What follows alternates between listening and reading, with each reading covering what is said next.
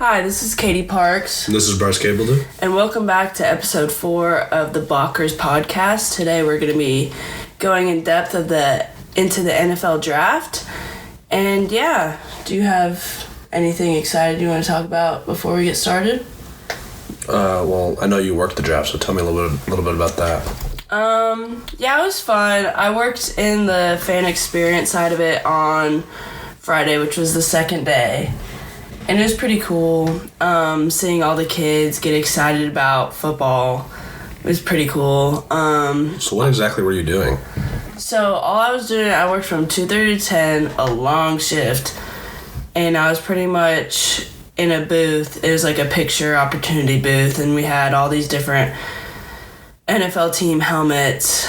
And the kids could get in these lockers and put on some pads and just get a little photo op.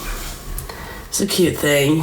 It kind of, after hour 5, it kind of got a little old, but stuck through it, made some money.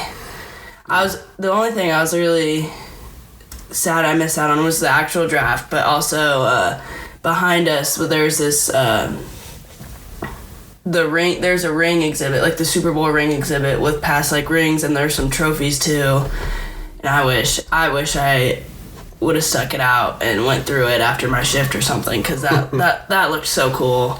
And I bet it was the biggest attraction there. Yeah, well, you texted me halfway through your shift and saying that you just met Andy Reid. Oh yeah, I didn't meet Andy Reid. It was at the beginning of it. What was that like? It was insane. I wish I talked to him more, but I was a little starstruck, and all my coworkers that were going to our spot, we're going up the hill, following our manager, and I didn't want to lose him. I was like, oh my gosh, I'm such a big fan, and he's like, thank you, and I was I had to run. I was so mad, but at the same time, just thrilled I got to meet him.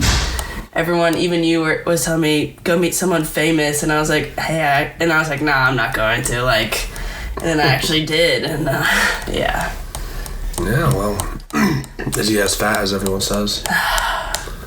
To be honest, he's looking a little skinnier than he has been. No kidding. Maybe he's been on a diet or something. Maybe he was just wearing a top that was flattering on him. What do they call him? What was it, Burger Man or something like that? I don't know. I don't know either. I'm not that big of an NFL fan. So, did you watch anyone who, Kansas City? I know you're a Kansas City fan. Did you see who they drafted or anything like that? Yeah, so everyone's got the big hype again with, what's the guy's name from K-State? He's a little hometown guy. Mm-hmm. That was pretty cool. And but that was Thursday when he was drafted. That was in the first round. And then yeah, he wasn't supposed to go first round, and he kind of snuck in there in the very last pick of the first round. Felix, that's his name. Yeah, Felix. He was pretty good whenever we played against him this year. He never came on my side this year, so he really stuck on Earl's side the entire game. I'm not too sure why he did that, but yeah. Speaking of Earl, our guy, who we started this podcast with, signed with the Cowboys. An NFL team that drafts Earl Bostic. What are they going to get? They're going to get a person that's been through a lot, a person that's been through a lot of adaptation, been through trials and errors that he overcame. 3 different head coaches, 8 different positional coaches, 3 different positional changes. Person that just willingly and always wanted to work, a willingness to just compete every day. Be humble and always work for your dreams. yeah, he did sign with the Cowboys yesterday. He Was it a $220,000? No, it was $200,000 guaranteed deal. I'm not too sure how much the actual contract is.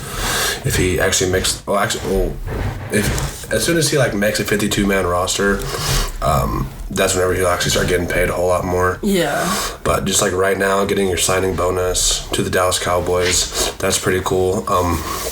Unfortunately, he did go undrafted, which I kind of expected in the first place. He, even though he was one of the top offensive linemen physical-wise this year, he did not put that much stuff on film. He he did not. He just didn't have that good of a year compared to what he should have had. A lot of his practice film, a lot of his game film is extremely lazy. And if he played halfway near what he can play, he probably would have been a first or second round pick. But unfortunately, he just did not.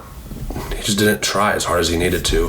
And I saw tweets the other day, and it was saying, he's 6'5" and wide as he's 6'6" and wide as the ocean. How did he not go in the first round, or even get drafted at all? And it's because of his film. Everyone thinks that all these big time offensive tackles, guards and stuff like that they're going to go, if they're like super big and like just have the good genetics, that they're going to go first, second round, or even get drafted at all. But I mean, if you're not putting that stuff on film, even if you're one of the best athletes in the draft, you're not going to get drafted. Because I think Earl in the combine he was top 4 in the 40-yard dash. Yeah, that's what I was going to ask you. Top 4 in the vertical jump. And he was top 10 in just about every single thing they tested on him. Yeah, so that's what I was going to ask you too, and I don't know how much you really know about this, but because he did so well in the combine, like how much does a combine really like matter when it comes to getting drafted? I would say it matters not that much. Every coach that I've ever talked to, everything like that, they say, I already have your film. I don't really care too much about the combine. I know the Kansas City Chiefs, the coach, didn't even go to the combine this year because he literally said, I have their film. I don't need to know what they score. Combine numbers are pretty much irrelevant unless you're, especially for the O-line position. I'm speaking out of O-line position right now. If you're like a receiver or a defensive back or a linebacker or something like that, then that's whenever the combine really comes into play, because you really need to know, a 0.2 second difference on a 40-yard dash could be the decision on if you're going to go in the first round or the last round. Yeah. Switching it up a bit, taking off Earl, let's talk about Lonnie. Got signed with the Browns. Yeah, that was actually a little bit more surprising to me, because that he didn't get drafted, or that he didn't get drafted, because we had 3 defensive ends in the Big 12 this year that got drafted in the first round, and Lonnie was the second best defensive end in the Big 12 this year, and he went undrafted. Maybe it's because of his size, but I really don't know. I mean, he's not. Maybe his height just didn't go for him. I know defensive end these days in the NFL, they're looking for like 6'4", 6'5", really long, lengthy defensive ends. And he's just not that lengthy right now. In the NFL, he's going to have a very good special teams impact. But other than that, I don't really know how good he's going to be. Here at KU, I mean, he was phenomenal. He had the second most sacks in the Big 12. It sucked going against him in practice every day because he's just so good. He's so strong. He's so fast. He's so powerful. But at the NFL level, everyone's so big, so strong, so powerful. It's like leveling the playing field. Yeah, and if you don't have the size, if you don't have the length to play, and if you're playing defensive end, then you're going to be on special teams for the rest of your life, probably. Right. But I do think that he's probably going to play at least 4 or 5 years in the NFL, if not the rest of his career, just because of how strong he is, how fast he is, and just how much of an impact he would put on special teams. Gotcha. And then lastly, Caleb Sampson to the Colts. Yeah, Caleb Sampson. I mean, he is another one of our defensive guys. I was pretty starstruck because of how much NFL coaches really just didn't pay attention to him. I mean, he didn't have a bad combine time. He put some really good film on. He really put some really good film this year. But I think the only thing that's holding him back right now is, he's pretty lean right now, which, you have the Aaron Donalds and stuff like that. But I know a lot of the defensive tackles right now, they're getting close to like 320, 330. And he's not going to be like that. He's going to be one of the guys, maybe 305. But I think, I want to say hopefully he's going to be one of the guys that turns out to pan out. I mean, he has a size. All he has to do is maybe put on a little bit more weight. He's really strong. He's determined. He's very, very smart. And I think I think he's going to be just fine. Who'd you say he signed with again? Was it Colts? Colts, yeah. Yeah, the Colts. Yeah, I think he's going to be a perfect fit over there.